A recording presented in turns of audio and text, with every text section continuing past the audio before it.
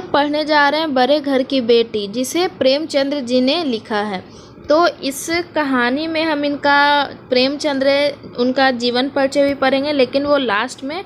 सबसे पहले देखते हैं कि क्या बड़े घर की बेटी में ये प्रेमचंद्र जी बताना चाह रहे हैं। ठीक है, इसका क्या मतलब है, क्या अर्थ, हम सब समझाएंगे, अच्छे समझाएंगे, सुनते जाइए बस। बड़े घर की बेटी कहानी एक जमींदार परिवार को केंद्र में रख कर लिखी गई है। ये जो बड़े घर की बेटी है, वो जो इसमें है ना, एक लड़की है जो एक बहुत बड़े जमींदार परिवार से है। मतलब वो उनके जो पिताजी हैं बहुत बड़े जमींदार हैं। उस लड़की का नाम आनंदी है। ठीक है, जमींदार घर की बेटी है। यह कहानी गौरीपुर गांव के जमींदार बेनी माधव के घर की है। ये जो बेनी माधव है, बेनी माधव के जो दादाजी थे वो बहुत ही रईस आदमी थे। वो बहुत बड़े जमींदार थे जो बेनी माधव के दादाजी थे। लेकिन अब वो काफ़ी रईस नहीं रहे। वो अब बहुत, मतलब कि उनके दादाजी तो अब नहीं रहे इस दुनिया में, वो चले गए। तो अब जब इनका राज आया बेनी माधव जी का, तो इन पूरा ये मतलब उनके जितना रईस नहीं रह पाए जितना इनके दादाजी थे। ये मतलब अब इतना इनके कोर्ट कचहरी हो गया ना, कि उसके कारण सारा ज़मीन इनको वकील को भेंट दे दिए। पूरा जितना भी ज़मीन था सारा वकील को दान में दे दिए, क्योंकि अगर कोई केस लड़ रहा तो उसके लिए तो कुछ तो लेगा ही ना, या पैसा दीजिए, ज़मीन दीजिए, कुछ भी दीजिए, लेकिन उसको चाहिए। तो बेनी माधव जी अपना पूरा वो ज़मीन जो है, केस लड़ते लड़ते पूरा ज़मीन वो अपना बेच डालें। बेनी माधव जी, उनका 2 बेटा है। एक तो श्रीकंठ है, एक श्रीकंठ सिंह है, और दूसरा लाल बिहारी सिंह है। तो श्रीकंठ सिंह जो है वो बड़ा बेटा है, जो बीए पास आउट है और एक दफ्तर में नौकरी करता है। और उनका जो छोटा बेटा है लाल बिहारी, वह तो सिर्फ मतलब उसको पढ़ाई लिखाई से कोई मतलब नहीं है, कद काठी, वो बस जैसे कुश्ती वगैरह ये सब होता है ना, यही सब में वो रहता है। और सुबह सुबह उठकर 2 सेर दूध वह सुबह उठकर ही पी जाता है। सुबह उठकर 2 सेर दूध वो खुद अकेला पी जाता है। जो उसका छोटा बेटा है बेनी माधव जी का छोटा बेटा लाल बिहारी, बड़ा बेटा श्रीकंठ सिंह जो कि बीए पास आउट है और एक दफ्तर में नौकरी करता है। और लाल बिहारी सिंह वो कुछ नहीं करता, वो सिर्फ घर में बैठा रहता, कोई काम उसके पास नहीं है। सुबह उठकर दूध पीता है, वो जो कुश्ती वगैरह होता है वही सब करता और कुछ नहीं। और जो ये श्रीकंठ जी हैं, इनको समाज सेवा का बहुत शौक है। ठीक है, ये समाज सेवा करते हैं, सबको समझाते हैं, अगर कोई गलत कर रहा तो उसको सही की ओर उसको रास्ता दिखाते हैं। तो इनका जो श्रीकंठ जी हैं उनका यही काम है। ठीक है, अब इस कहानी में जो बड़े घर की बेटी के बारे में बताया गया है, तो वो जो बड़े घर की बेटी है वो बड़े घर की बेटी जो उसका नाम है आनंदी। ठीक है, इसमें जो मेन रोल है इसमें आनंदी का ही है। ठीक है, तो जो आनंदी है वो बहुत बड़े घर की बेटी है, जिनके पिता का नाम, जो आनंदी उसके पिता का नाम है भूप सिंह। भूप सिंह एक छोटे से रियासत के तालुकदार हैं। भूप सिंह की 7 बेटियां हैं। इनकी 7 बेटी, जिसमें से चौथी नंबर पर यही आनंदी आती है, जो कि बहुत ही सुंदर सुशील है। ठीक है, जो चौथी नंबर पे बेटी आ रही है। और इनके भी जो भूप सिंह हैं, ये भी, इनको समाज सेवा में बहुत ही ज़्यादा आनंद मिलता है, ये भी समाज सेवा करते हैं। और वो जो बेनी माधव के बड़े बेटे श्रीकंठ सिंह, वो भी समाज सेवा करते हैं। तो दोनों का जब एक ही रोल है, दोनों समाज सेवा ही करते हैं, तो जब समाज सेवा वाला इंसान है उसका कभी ना कभी तो मुलाकात हो ही जाएगा। कोई भी इंसान अगर एक जैसा काम कर रहा है तो कभी ना कभी कहीं पे तो मुलाकात हो ही जाएगा। तो वैसे ही इनका मुलाकात हो गया जो श्रीकंठ सिंह से भूप सिंह का। ठीक है, तो दोनों का जब मुलाकात हुआ तो भूप सिंह जो इनको श्रीकंठ जी से बहुत ही बात करने में बहुत अच्छा लगा, इनको उनका व्यवहार अच्छा लगा, स्वभाव अच्छा लगा। तो ये भूप सिंह जो वो सोचे कि हम क्यों नहीं अपनी बेटी का शादी कंठ सिंह से करवा दें, और वो अपनी बेटी आनंदी का शादी भूप सिंह से करवा देते हैं। जो आनंदी है अपने बचपन अपने मायके में बहुत ही ऐशो आराम से रही थी, लेकिन जब वो शादी होके श्रीकंठ के घर गई तो उसके घर में वैसा मतलब सुविधा आनंदी को नहीं मिला, लेकिन फिर भी ये कुछ ना बोली, ये अपने आप को, अपने मन को ही समझाई कि शायद उसके किस्मत में यही है, इसलिए उसको ये मिला है। क्योंकि मायके में इतने ऐशो आराम से पली थी, किसी चीज़ के बारे में ना सोचना ना कुछ भी इसको चिंता करने का ज़रूरत नहीं था। लेकिन जब यहाँ वो अपने ससुराल में आई तो इसको बहुत ही ज़्यादा तकलीफ ही एक तरह से समझिए, क्योंकि ऐसे माहौल में वो कभी रही नहीं थी। ठीक है, तो यहाँ लेकिन फिर भी बिना कोई शिकायत के वो आराम से रहती थी, जितना भी उससे बनता था सबका सेवा करती थी, सबको हेल्प करती थी और अपने घर परिवार को अच्छे से रखती थी। तो एक दिन क्या हुआ, जो इनके देवर हुए हैं, जो छोटा बेटा हो गया श्रीकंठ का, जो छोटा भाई हुआ, वो भी कोई काम धंधा तो करता नहीं था। तो एक दिन वो 2 चिड़ियाँ लेकर आया और अपनी भाभी को बोला कि ये 2 चिड़ियाँ आप बना दीजिए। अपनी भाभी को बोला क्या कि इसको बना दीजिए आप। तो जो आनंदी है वो कुछ ना बोली और लेके चली गई बनाने में। जब वो घर की ओर गई, किचन के तरफ गई, तो देखिए जो हांडी है उसमें सिर्फ पाव घी ही है। तो वो तो बचाना जानती नहीं थी, क्योंकि वो बड़े घर से आई थी, उसको ये सब का किफ़ायती करने को मतलब उसको कुछ मतलब उसको कोई दिमाग नहीं था कि हमको कितना बचाना है, क्या बचाना है, वो सब इसको नहीं पता। तो जितना घी था वो सब वो मांस बनाने में लगा दी, जो वो चिड़िया लेके आया था उसी को बनाने में सारा घी को डाल दी। जब ये लाल बिहारी खाने के लिए बैठे तो ये अपनी भाभी से पूछते हैं कि दाल में घी क्यों नहीं है। तो जो इन भाभी इनकी हुई आनंदी, वो बोलती कि मैंने सारा घी तो मांस में डाल दिया। तो लाल बिहारी खाने बैठते हैं और दाल में घी ना देकर उनको गुस्सा आता है। तो लाल बिहारी पूछे और ये जो आनंदी है वो जवाब दी कि सारा जो घी है वो हमने मांस में डाल दिया। तो लाल बिहारी से कहते हैं कि जैसे कि आपके मायके में घी की नदियाँ बहती हो। इसको ये बात बर्दाश्त नहीं हुई। इसके बारे में कुछ भी बोले वो बर्दाश्त कर लेगी, लेकिन इसके मायके के बारे में अगर कुछ बोला जाए तो आनंदी बर्दाश्त नहीं कर सकती है। तो आनंदी बोली कि हाँ, वहाँ तो ये छोटे मोटे मतलब कि जो आनंदी है वो अपने घर का स्थिति बताई कि इतना घी का वहाँ कोई भी वैल्यू नहीं है, इतना घी तो वहाँ हम लोग के घर के नाई का हार खा जाते हैं।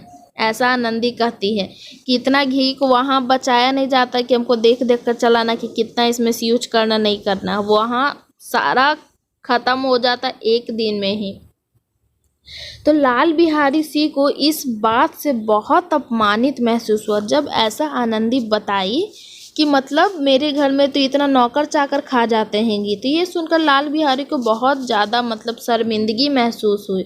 गुस्से में आकर थाली पटकी और आनंदी की ओर खराव दे मारा। जो लाल बिहारी सिंह हैं, जो लाल बिहारी जी हैं, वो क्या करते हैं कि उनको गुस्सा आता है, थाली पटकते हैं और जो खराव, जो चप्पल को ही खराव बोला जाता है, तो वो उठाते और आनंदी की ओर फेंकते। तो आनंदी तो अपना हाथ आगे कर लेती है, जो उसकी उंगली में चोट लगता है, वरना उसका सर में चोट लग जाता और सर फट भी सकता था। तो लेकिन आनंदी बच गई। और ये ऐसा मतलब देख, और ये जो उनके साथ हुआ हादसा आनंदी के साथ देखकर उसको बहुत शर्मिंदगी महसूस हुई, क्योंकि आज तक इसको किसी ने मारा नहीं था, किसी ने फटकारा नहीं था, बहुत ही ऐशो आराम से पली थी। ऐसा देखकर उसको बहुत ही मतलब उसको बहुत दर्द हुआ, बहुत दुख हुआ कि मेरे साथ ऐसा व्यवहार किया जा रहा। और जो वो लाल बिहारी है वो अपनी भी पत्नी के साथ ऐसा ही किया करता था, अक्सर मारा पीटा करता था। तो उसकी पत्नी जो तो छोटे जमींदार की बेटी थी, कुछ नहीं बोलती थी, और ये बड़े घर की बेटी थी, बहुत ऐशो आराम से पली थी। इसको अच्छा ना लगा ये सब, अपने रूम में चली गई। 2 दिन तक बिना खाए पिए अपने रूम में ये पड़ी रही और अपने जो इनके पति हुए श्रीकंठ सिंह जी, उसके आने का इंतज़ार करने लगी। कही थी अपने देवर को कि मतलब आने दीजिए उनको, उसके बाद बताते हैं। तो वो बोला जो लाल बिहारी, अच्छा ठीक है हम देख लेंगे, जो बोलना बोल दीजिए। तो ये अपने रूम में चली गई और 2 दिन तक खाई पी नहीं। और इन जो श्रीकंठ जी हैं वो सिर्फ और सिर्फ शनिवार को ही घर आया करते थे। शनिवार हुआ, 2 दिन बीता, शनिवार हुआ, घर आए। उसके बाद फिर जब घर आए तो वो रात हो गया था, क्योंकि वो आ रहे थे तो रास्ते में बातचीत करते करते उनको रात हो चुका था। रात में आए, खाना पीना खाएं और तो जो उनके पिताजी हैं और जो लाल बिहारी है वो दोनों मिलकर बोला। उसी के सहमति में उनके पिताजी भी थे कि हाँ, वो बोला कि भाभी को समझा दीजिए, वो बहुत ज़्यादा मुँह लड़ा रही है, किसी का बात नहीं सुनती। उसके बारे में बुरा भला सब अपने भाई को बता दिया। फिर जब अंदर आए श्रीकंठ सिंह तो बोलते हैं कि आनंदी, ये क्या यहाँ तमाशा चल रहा है, ये हमको क्या सुनने को मिल रहा है, ऐसा बोलते हैं वो।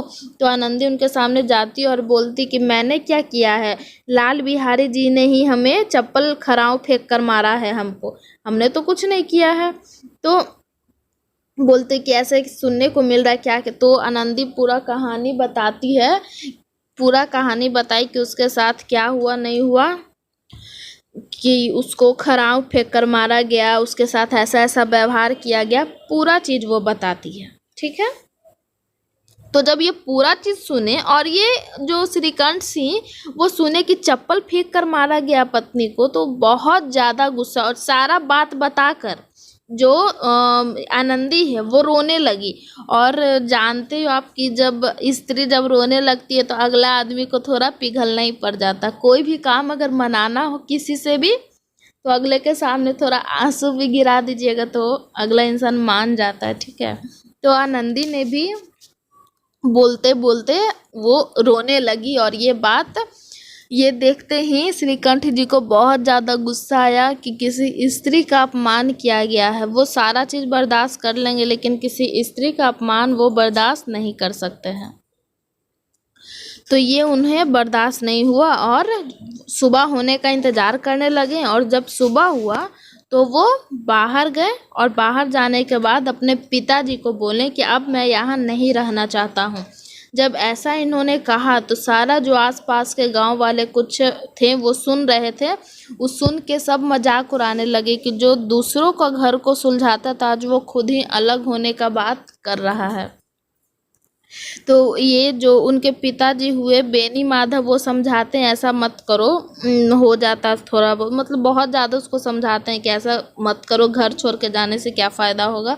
तो बोलते हैं कि नहीं, किसी स्त्री का अपमान हुआ, हम कभी यहाँ पे अब नहीं रह सकते और हम लाल बिहारी का शकल तक नहीं देखना चाहते हैं। और ये जो लाल बिहारी है वो पीछे खड़ा होकर अपने भाई और पिताजी का बात सुन रहा था और ये सुनते ही उसे बहुत ज़्यादा दुख हुआ। जो लाल बिहारी जी हैं उनको बहुत ज़्यादा दुख हुआ कि मेरा भाई जो हमसे सबसे ज़्यादा प्यार करता आज वो ऐसा बोल रहा है।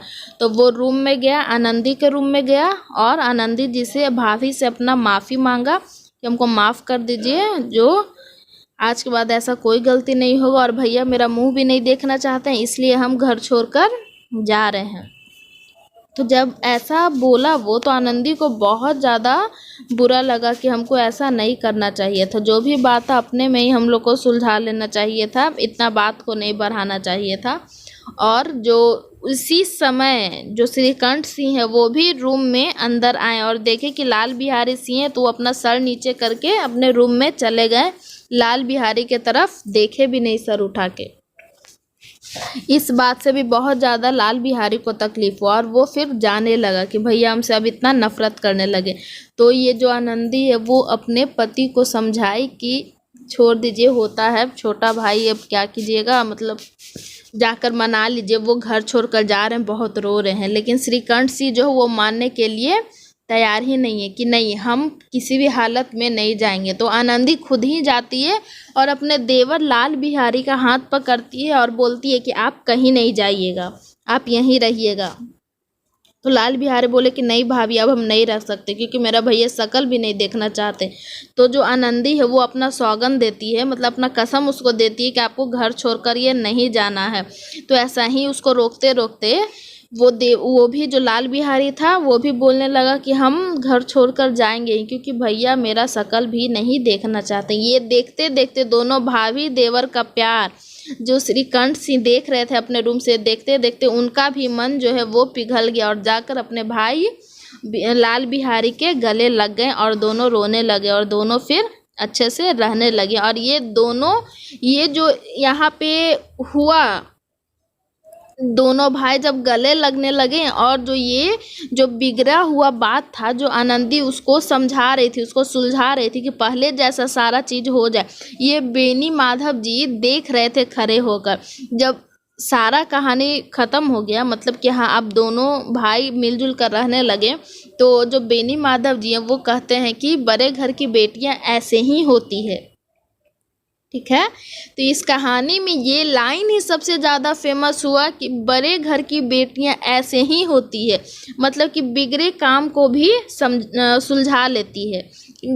कितना भी बिगड़ा काम रहेगा तो उसको सही से कर देगी। ठीक है, तो यहाँ पर जो इन्होंने बेनी माधव जी ने कहा कि बड़े घर की बेटियां ऐसे ही होती है, ठीक है इन्होंने कहा, लेकिन ये कहानी कब का है? 1910 ईस्वी का है। प्रेमचंद्र जी ने उस समय ये कहानी को उन्होंने लिखा था।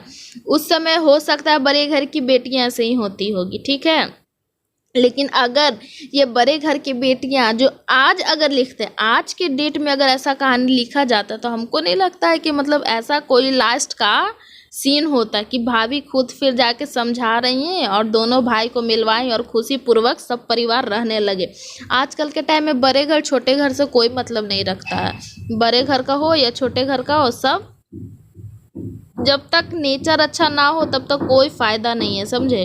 क्योंकि बड़े घर की होगी उसका नेचर ही अच्छा नहीं है तो फिर वो घर को बिखरने से कोई नहीं बचा सकता। छोटे घर की है, उसका नेचर अच्छा है तो वो घर को संभाल के रख सकती है। नेचर अगर अच्छा है तो किसी भी घर की लड़की रहेगी घर को बना कर ही रखेगी, और अगर नेचर अच्छा नहीं है तो कितना भी कुछ क्यों ना कर लीजिए, कोई फ़ायदा नहीं है। ठीक ना, कि वो आपके घर को बना कर। आनंदी यहाँ उसका नेचर अच्छा था कि बड़े घर के होने के बावजूद भी यहाँ आकर बहुत ज़्यादा वो एडजस्टमेंट की, इस माहौल में ढल गई, जिस स्थिति में थी उस स्थिति में रहने लगी।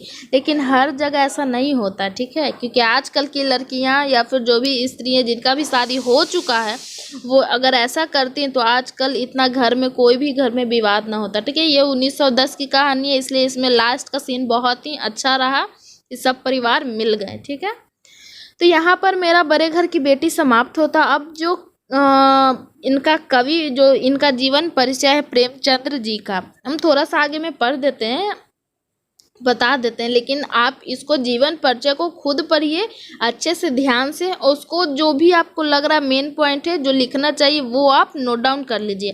और अगर डिटेल में जानना हो कि आपको अलग से चाहिए, अगर इसमें तो लिखा है जिसमें कि आप छाट कर भी लिख सकते, अगर और कुछ आपको चाहिए ना कुछ समझ में आए तो आप हमें कमेंट कर पूछ सकते हैं, आपको वहाँ बता दिया जाएगा, या फिर टेलीग्राम चैनल है उसको ज्वाइन कर लीजिएगा। तो यहाँ देखते हैं प्रेमचंद्र का जीवन परिचय क्या है। प्रेमचंद्र सिर्फ हिंदी साहित्य के ही विश्व के महान साहित्यकार के श्रेणी में गिने जाते थे। प्रेमचंद्र को कथा सम्राट और उपन्यास सम्राट भी कहा जाता था। ठीक है, प्रेमचंद्र हिंदी के साथ साथ उर्दू साहित्य के भी बड़े कथाकार में शुमार किए जाते थे। प्रेमचंद्र के लगभग सारे उपन्यास और कहानियाँ जो उनका हिंदी साथ उर्दू में प्रकाशित है। जो इनका उपन्यास कहानी जो भी है हिंदी और उर्दू दोनों में प्रकाशित किया गया है। वे दोनों भाषाओं में लिखा करते थे। इस कारण प्रेमचंद्र को गंगा जमुनी तहजीब से का प्रतिनिधि भी माना जाता है। ठीक है, और इसमें बहुत सारा चीज़ दिया हुआ है इनका जीवन परिचय में, आप पढ़ लीजिए। कुछ ना समझ में आया तो आप पूछ लीजिएगा, क्योंकि जीवन परिचय तो खुद ही पढ़कर समझने वाला चीज़ है ना, इसको हम क्या बताएं। प्रेमचंद्र हिंदी साहित्य के साथ साथ पूरे भारतीय साहित्य के एक अनमोल रत्न हैं। ये पूरा पढ़ लीजिएगा। ठीक है, अगर कुछ ना समझ में आया तो आप हमसे पूछ लीजिएगा। ठीक है, तो आई होप आपको ये वीडियो अच्छे से समझ में आया होगा। कोई प्रॉब्लम हो तो आप पूछ लीजिएगा। ठीक है।